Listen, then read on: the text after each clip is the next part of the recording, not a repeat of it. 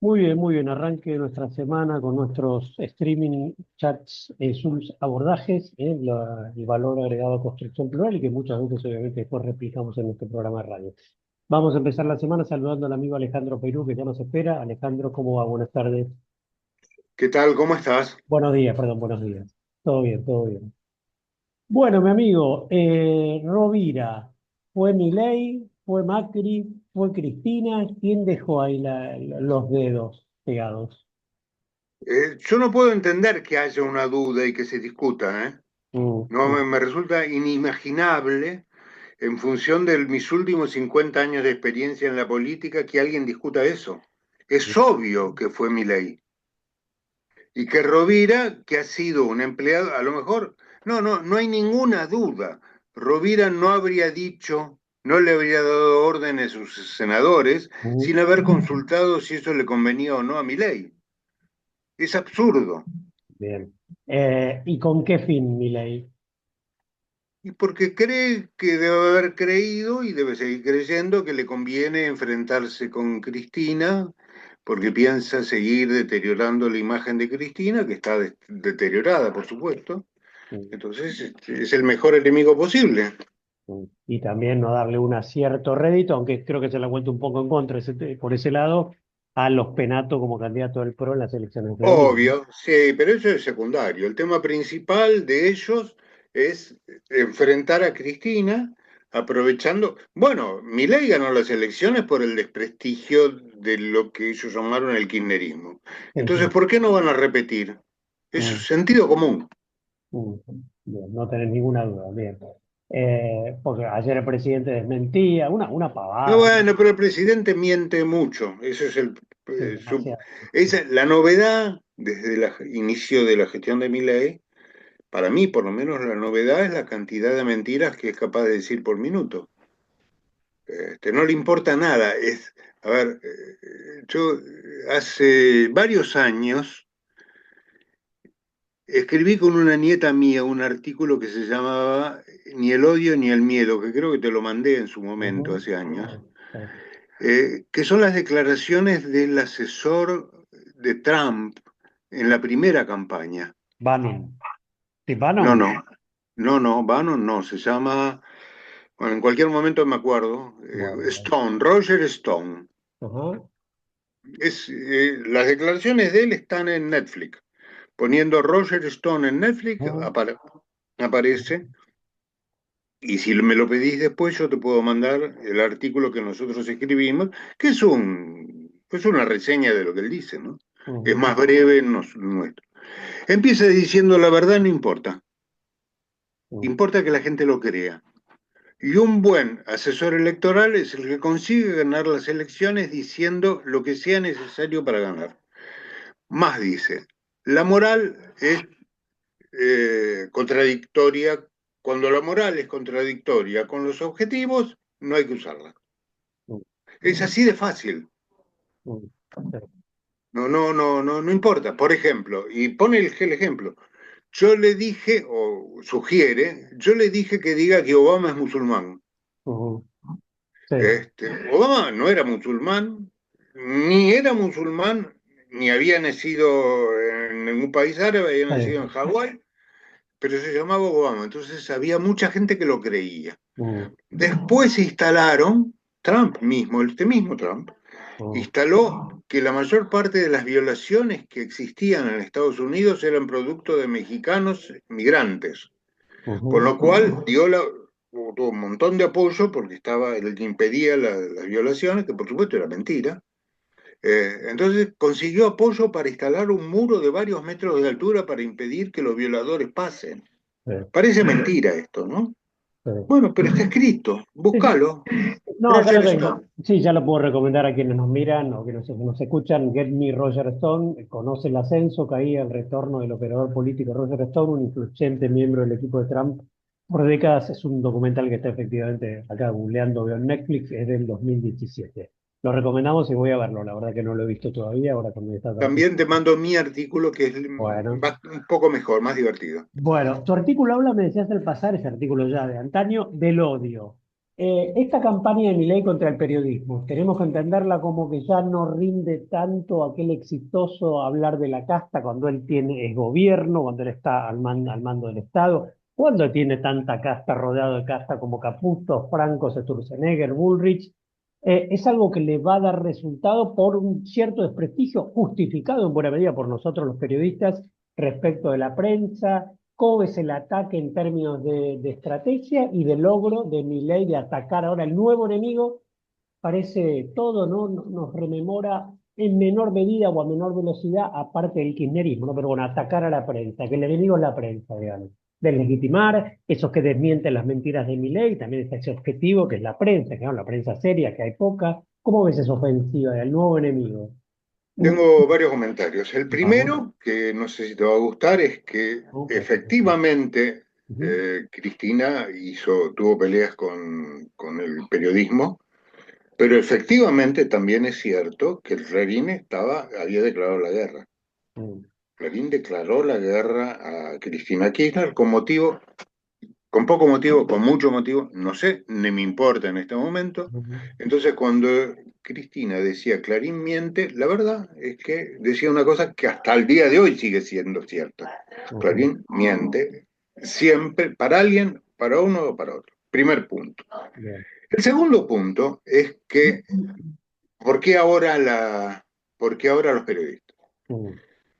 Eh, la persona que más ha desarrollado la teoría o la práctica de cómo funcionan estos sistemas de manipulación de opinión pública vía Internet, vía redes sociales, se llama Ujú. Da Empoli. Es Sí, un sí, sí. intelectual Sí, suizo-italiano, sí. que tiene varios libros escritos Ujú. explicando cómo hizo, en primer lugar, cómo hizo Putin, después cómo hizo la mujer esta, ¿cómo se llama? La primera ministra de Italia, etcétera, etcétera. Meloni. El año pasado estuvo en Buenos Aires y le preguntaron exactamente lo mismo que vos acabas de decir. Le preguntaron, pero ¿dura mucho el elegir un enemigo como la casta? Mm. La casta, claro que era el enemigo que también habían elegido en Italia, ¿no? Los italianos, ¿cómo se llama la primer ministro? Giorgia Meloni. Giorgia Meloni. Yo ya había elegido también la casta por sugerencia de un sociólogo, asesor político de ella. Entonces ellos hablaban de la casta, se copió acá, que la casta de acá, etcétera. Entonces acá le preguntan a Da Empoli, que es el tipo este que vale la pena leer, eh, ¿qué pasa? ¿Dura siempre lo de la casta? No, tampoco necesita ganar siempre, dice. Dice, con cambiar a otro enemigo que sea razonablemente creíble como enemigo, alcanza. Y entonces, si no se equivoca, va cambiando de enemigo a lo largo del tiempo. Mm. Entonces, el periodismo sirve como enemigo, primero porque la gente no cree que los periodistas sean una maravilla de pulcritud, yo tampoco, Y tienen razón, excepto y tienen dos razón. o Sí. tres que son muy valiosos, excepto No, dos o a tres. ver, te puedo preguntar, yo si me apurás diría Mario O'Donnell como paradigma, pero mi colega radial sobre todo, pero ejemplo de buenos periodistas que te parece rápidamente, dos o tres que querés destacar, o Alconada Amón, no sé, o Alconada Amón, no sé, a ver. El Coronamón, Pañi es muy bueno. Yo creo que opera mucho, ¿no? Digo, es un buen Tiene, analista, tiene malas, tiene es un buen analista, tiene mucha formación y como historiador y demás, pero opera, yo creo que opera, digo, en el puede sentido ser, no, sucio, no, ¿no? no. Sucio, lleva y trae. Alconada es muy bueno. Sí, sí, alguna vez, sí. Mm. ¿Alguno más? Eh, no me acuerdo ahora. Yo Bueno, tenía bueno. un amigo que estaba en página 12 que murió. No, Eh, estaba el periodista de economía, digamos, que tuvo un enfrentamiento con Berbisky. no, no, estoy hablando del periodista político. Ah, Mario Weinfeld. Mario, ok. Mario era un excelente periodista y una excelente persona. Mm, Eh, hay periodistas, por supuesto que hay periodistas. Y mm. hay tipos que son excelentes periodistas y que yo no les confiaría demasiado, como Berbisky. Sí, Además de ser periodista, tiene una vocación importante para la acción política de él y sí, para sí. defender cosas. que no siempre son defendibles, Sí, sí. pero Alconada le creo. Sí. Yo Y cuando yo dice algo le destaco creo. Oscar Raúl Cardoso, aquellas épocas de Clarín, también periodista fallecido. También, Cardoso era bueno, era Cardoso, sí, serio. sí, sí, sí, sí. Bueno, te saqué de eje, perdóname, pero para chimentar un poco, a ver o destacar por parte de cada uno de nosotros qué periodistas nos merecían una medalla. Bueno, adelante, dale, dale. Entonces, eso. No, Se sube al creo desprestigio que sí, justificado de esa profesión. Sí.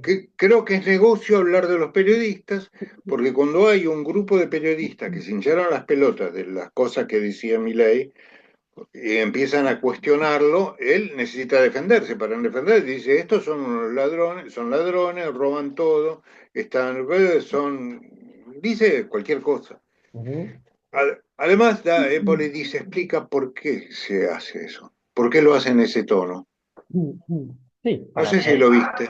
No, no, sí, también leí El Mago del Kremlin y demás. Sí, para llamar más la atención. A ver, si yo ahora digo, Pero, Peirú, lo que estás diciendo es incorrecto, tiene una repercusión. Si yo digo, Peirú, sos un pedazo y estás diciendo una soberana pelota, exactamente, bueno, eso en todos lados repercute 10 veces más cuando un insulto o un tono altísimo que decir no, claro, el tono que uno puede exactamente, usar, el tono que uno puede usar, ¿no? exactamente. Y además, en las redes sociales, el algoritmo Sí, eh, tiene mucho más repercusión cuando es muy llamativo. sí, sí, total.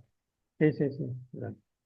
¿Hay parte de personaje, Milei? Entonces hay un personaje o hay un tipo igualmente desbocado. A ver, todo presidente, Cristina Fernández, Domingo Cavallo, Lilita Carrillo, tienen su cuota de ego, tienen lo que llamaba Nelson Castro el síndrome de Ubris. Digo, para ser político, vos fuiste político, imagino, para ser presidente tenés que tener, digo, es muy especial que te pongan al mando de 40, 50 millones de personas. Digo, tiene una persona, hay que tener una personalidad muy especial. Ahora, dicho esto. Y Cavallo estaba medio chapita, si querés verlo en otro lugar, del Lita Carrió se puede decir lo mismo. ¿Cuánto hay de personaje en Milei y cuánto en realidad hay un poquito, como yo digo, el enfermito energúmeno, digamos, más allá del acting? Yo creo que las dos cosas son ciertas. Yo creo que si fuera un acting hay que estar bastante chapita para hacer ese acting. Ahora, yo no tengo ninguna duda de que ellos hacen, o él, hace, tiene las actitudes que tiene porque le dijeron que vale la pena. A ver, yo recuerdo que el día que asumió el gobierno, yo estaba viendo por televisión el noticiero, y entonces figura el noticiero de cuando jura, etcétera, etcétera, y de cuando tenía que ir al Te Deum no, al acto en el Teatro Colón, no lo pasaron. No pasaron, qué raro que no pasaron esto porque es divertido verlo, ¿no? Y después me enteré por qué, porque había en el Teatro Colón hay muchos dorados, muchos rojos, muchos cortinados, iba a dar la impresión, que parece que dijo Caputito, que es la impresión de mucho lujo, y él no tiene que dar la impresión de mucho lujo. Entonces, no, más allá de que sea cierto, yo creo que es una estupidez, creo que a la gente no le molesta el lujo, pero no importa, esos son los prejuicios de ellos. Ellos estaban pensando en ese nivel de tontera, de que si aparecer en un concierto en el Colón iba a dar mala imagen al nuevo presidente. O sea, todo está pensado, todo está organizado, pero la verdad que si me dicen a mí que haga las cosas que él hace, o perdón que te lo diga, que te involucre a vos, o si te dicen a vos que hagas esa No, cosa, no, de acuerdo, sí, sí. no Bueno, te sale. es la ambición de poder que él también niega, ¿no? Porque dice, no, yo ya lo sumo dos mandatos y me voy con los perros a un campo. O sea, digo, Mentira, él, él, todo eso él es niega mentira. ser político y niega ser un tipo ambicioso de poder cuando, digo, se le queman los papeles cuando habla de liberalismo, pero baja la paritaria, hace cualquier cosa para bajar la inflación, digo, reta No, a- esto no una tiene nada que ver ideología. con el liberalismo, tiene que ver con otra cosa. ¿Y qué es ¿Querés que hablemos de el eso? liberalismo? Sí, sí, sí. No, no es el liberalismo, es otra cosa. ¿Qué es? Es, es el. Estuve charlando con un amigo mío, que es radical, curiosamente, un economista radical muy bueno, Ujú, eh, que me dice lo siguiente: este es el tercer ciclo de desindustrialización. Em, Viste que Milei habla de la Argentina del 1900. Sí. La Argentina de 1900 funcionaba como el modelo liberal clásico, donde Argentina producía carne y trigo, Ah, sí. compraba los bienes industriales de Inglaterra, de Estados Unidos después. Eso Ujú. funcionaba. Sí. Eh, Cuando dejó de funcionar, porque la crisis del 30, no por la culpa de Hipólito Yrigoyen, porque la crisis del 30 fue la tragedia, Crisis global, sí, eh, sí. hubo un sector de la clase alta argentina, de la oligarquía, si querés decirlo de otra manera, que pensó que la culpa era de Irigoyen. Desde ese momento consiguieron derrocarlo a Irigoyen, Ujú. eh, pero hay muchos que siguieron diciendo esto mismo que estoy diciendo yo de que la culpa era de Irigoyen. Me lo dijeron a mí personalmente, empresarios. Mm. No lo leí. Esto empezó con Irigoyen. No Sí, empezó con Irigoyen, empezó con la crisis del 30. sí. Ese sector de las clases altas, eh, ¿qué veía? Cuando empezó a ver que la crisis del 30 existía, dijeron, bueno, podemos acomodarnos con los ingleses a ver que nos dejen un huequito un poco más resguardado al sol. Entonces fue el vicepresidente Roca, Julito Roca, y propuso la incorporación al imperio. ¿Conocías esto?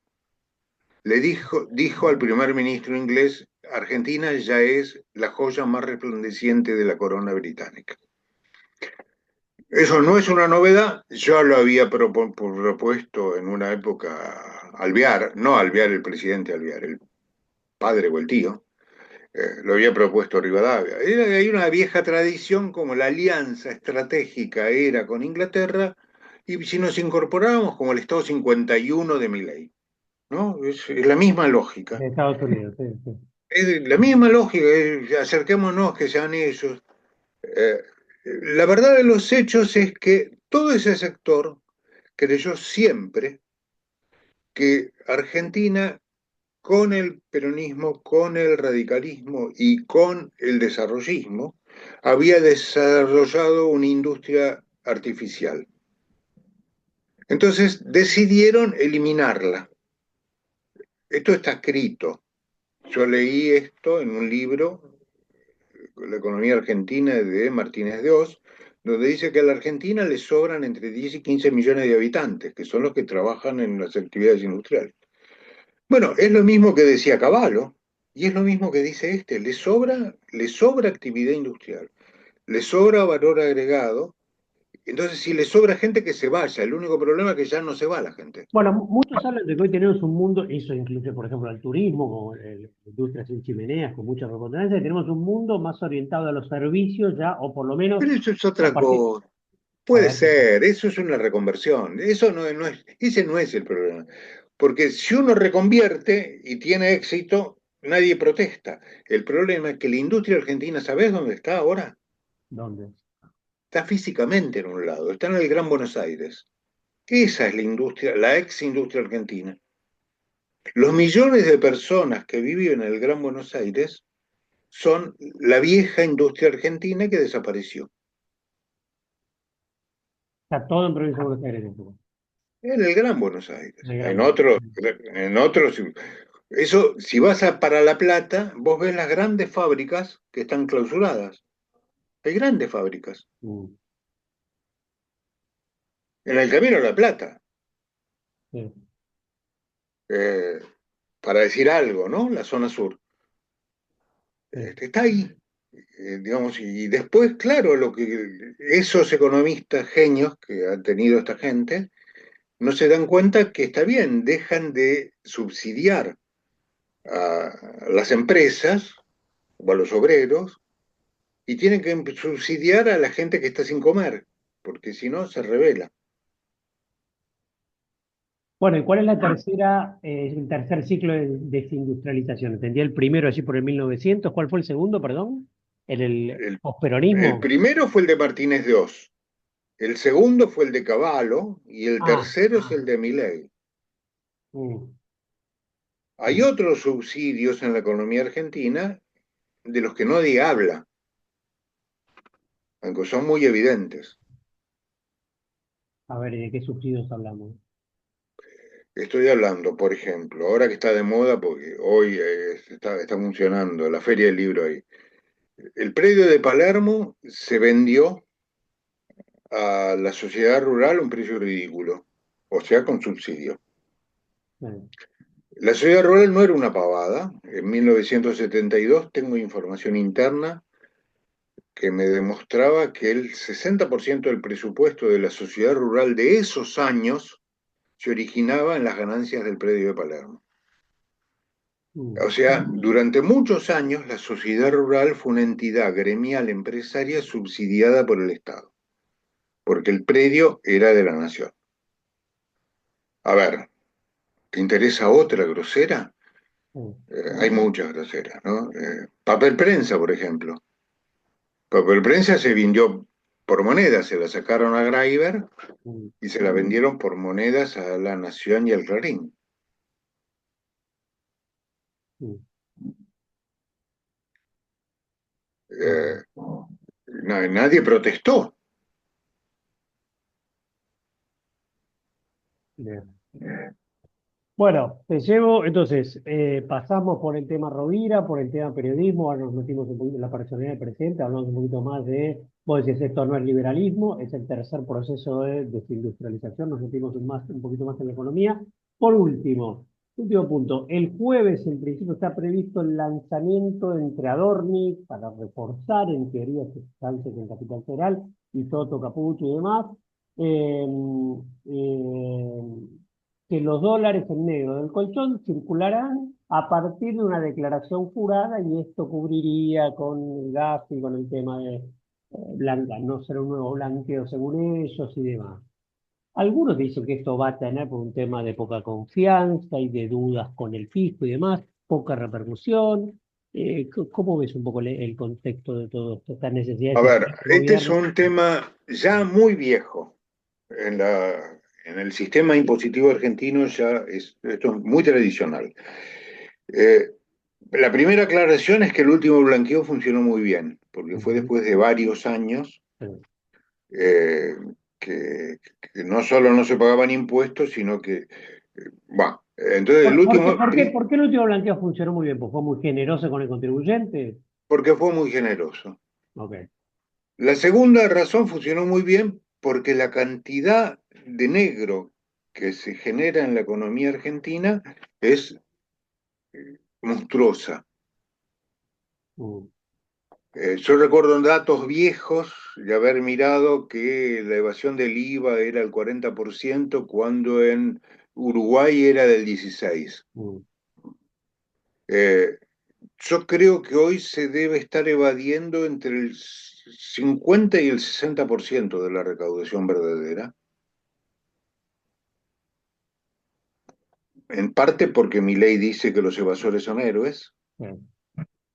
eh, porque nadie tiene porque digamos en la sociedad, yo fui a comprar un helado, venía en mi familia el domingo, en Ujú. la heladería me dicen con IVA o sin IVA,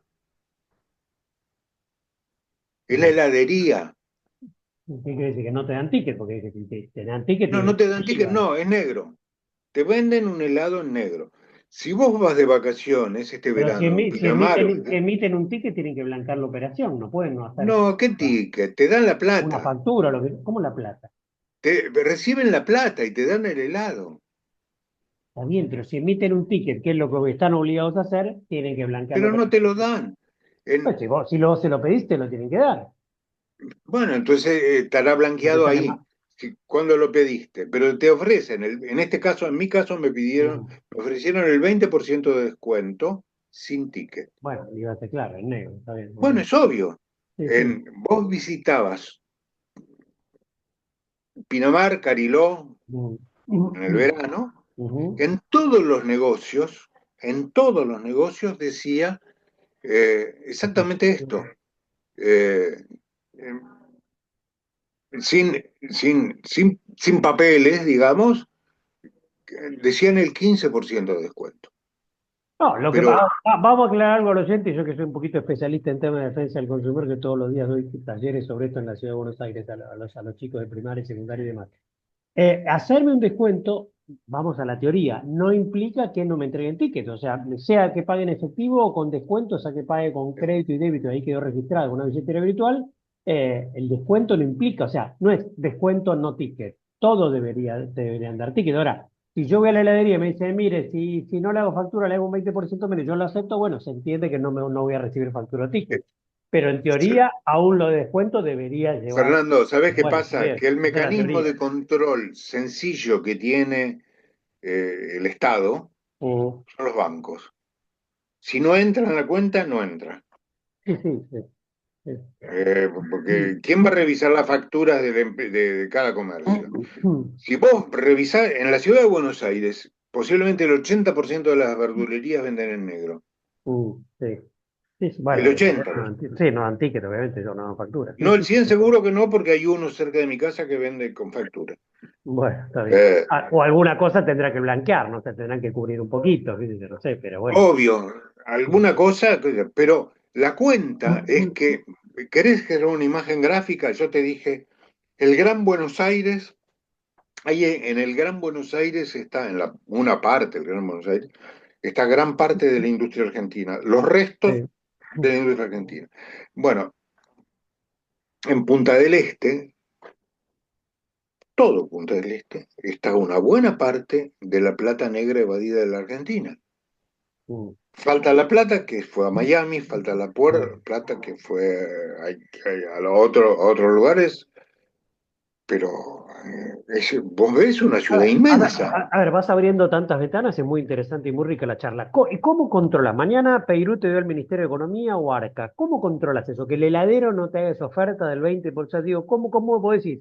Eso, Fernando, no se puede controlar por facturación, se controla con operación ingreso o egreso una cuenta bancaria. ¿Cómo combatís eso, digamos? ¿Cómo combatís ese negreo? La primera cuestión que Milei todavía no aprendió, si lo escuchara al Papa, sabría cómo se hace. Para hacerlo bien, se hace despacio, se hace con inteligencia, se hace empezando a controlar, elegir a quién controlas primero, manipular a quién elegís y que el castigo sea muy grande.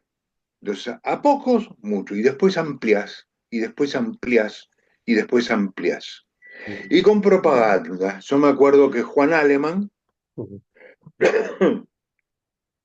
hacía propaganda con un tanque Sí. que perseguía evasores. En la dictadura, con lo cual se permitía eso, digo, entre comillas, pero sí, sí, era duro, sí, era muy Sí, explícito. sí, Era- pero el mm. tanquecito podés reemplazarlo por Sí, otra sí, cosa. sí, sí, sí, sí, sí, sí, sí, Pero Juan Aleman no jugaba el juego sin. A pesar de que sí, su yo sé ideología, quién es sí, Juan Aleman, sí, sí. a pesar de todo, era mucho mejor que estos. Mm, mm. Bueno, volvamos. Pero el primer blanqueo fue exitoso, tampoco fue muy generoso, pues se negra mucho. Ahora, ¿qué pasa con esto que van a anunciar el jueves? Que estuvo la duda, bueno, pero lo van a poder hacer, lo pueden hacer. Empeora, es para Empeora. peor, Mm, empeora. Van a juntar algo de plata en el corto plazo para empeorar el futuro. A mm, nadie, a ver, en la política últimamente nadie juega en el mediano o largo plazo, ¿no? Pero mm. no estoy hablando de mi ley. Sí, Estoy hablando de la clase política en general. sí. Entonces, estos son un ejemplo. Arreglan por unos mangos ahora, que no sé cuántos serán, no tengo la menor idea de cuánto puede ser, Sí. depende cómo es el texto. ¿Ves? Sí, Van se habla entre 100.000 o 300.000, bueno, habrá que ver. Sí, sí, sí, no quedará que- sé, eso hay que esperar a que ocurra, porque mientras tanto hay mucha fantasía y mucha mentira. sí. Eh, pero el objetivo es rifar el futuro a cambio de un presente, a cambio de llegar a las elecciones. Yo te lo dije el otro día y no terminás de creerme. No hay un plan económico, hay un plan electoral. Bueno, y después de las elecciones. Y después de las elecciones tendrá que hacer algunas cosas. A ver, eso digo, no son muy creativos, ¿no? En los plan llegar también estaba en Massa y compañía, ¿no? Sí, no, después de las elecciones el plan es, si vos querés aplicar el plan Martínez de Oz o el plan Volver a 1910, ¿qué tenés que hacer? Eliminar la industria artificial, como se decía en esa época. Mm, A ver, Te quiero aclarar que no todos eran iguales en 1930. Por ejemplo, en 1938, el, el Banco Central publicó un plan de gobierno alternativo, en 1938, gobierno militar, donde decía que no podemos quedarnos sin industria, porque cuando viene una crisis mundial se pioja todo. Hay que tener una industria que permita morigerar las crisis. ¿Sabes quién propuso esto? Bien. Un ministro de Economía que se llamaba Federico Pinedo y un presidente del Banco Central que se llamaba Raúl Prebisch.